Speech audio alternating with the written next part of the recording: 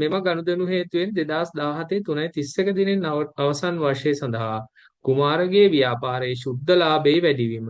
එතකොට පුතාලා මෙයාලා මේ කුමාර රුපියල් ලක්ෂයක භාණ්ඩ විකුණනවා 10%ක වෙළඳ වට්ටමක් එක්ක.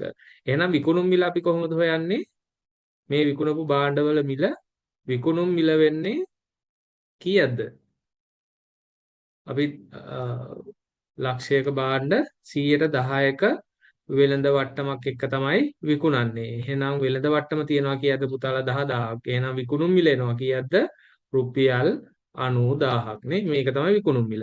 අපිට දීලා තියෙනවා පිරිවැයනේ. පිරිවැය තියෙනවා කීයද? 60000ක්. පිරිවැය තියෙනවා 60000ක්. එහෙනම් විකුණපු භාණ්ඩවල ලාභය එනවා 30000ක්.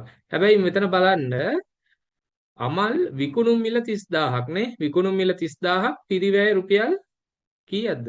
20000ක් වූ භාණ්ඩ නැවත එවලා තියෙනවා. එහෙනම් මෙතනදී පුතාලා මේ බලන්න මේ විකුණුම් මිලෙන් තව කීයක් අඩු වෙන්න ඕන? විකුණුම් මිලෙන් 30000ක් අඩු වෙන්න ඕන. එහෙනම් හරි විකුණුම් මිල වෙන්නේ කීයද? 60000යි. මොකද අපසවයුම් තියෙනවා විකුණුම් මිල 30000ක් වටිනනේ. විකුණුම් මිල 30000ක් වටින අපසවයුම් තියෙනවා. ඒක නිසා මොකද වෙන්නේ? විකුණුම් 60000ක් දක්වා අඩු වෙනවා.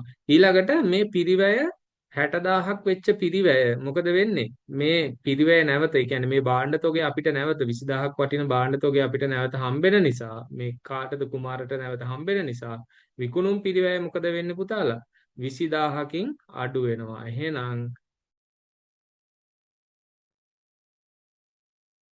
දල ලාභයක් එනවා කීයකද? රුපියල් 20000ක. ඊළඟට බලන්න රුපියල් 5ක මුදල් වට්ටමක් දීලා තියෙනවානේ. රුපියල් 5ක මුදල් වට්ටමක් දීලා තියෙනවා.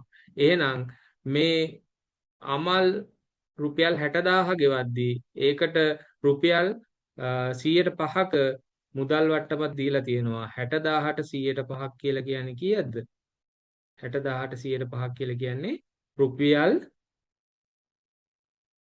60000ට 105ක් කියන්නේ රුපියල් 3000ක්. රුපියල් 3000ක්. එහෙනම් අපේ මේ කුමාරගේ ව්‍යාපාරයේ ශුද්ධ ලාභයේ වැඩිවීම කීයද?